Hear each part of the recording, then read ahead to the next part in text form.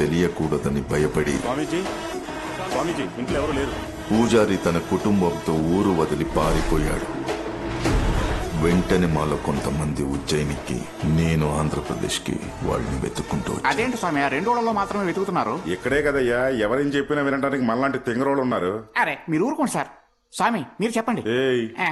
నేను డిఎస్పీనయ్యా. Sorry sir. మీరు కానివ్వండి. ఈ ముగ్గురు అమ్మవార్లు ఒకే రాకితో చెక్కి ప్రతిష్ఠించిన శక్తి పీఠాలు. ఈ 3 హద్దుల్లోని శుద్ర శక్తిని కట్టడి చేయగలమనే విషయం తెలుసుకున్న పూజారి ఇక్కడికే వచ్చింటారని ఊహించాము. అప్పుడే ఎవ్వరు ఊహించని ఆ సంభవం జరిగింది.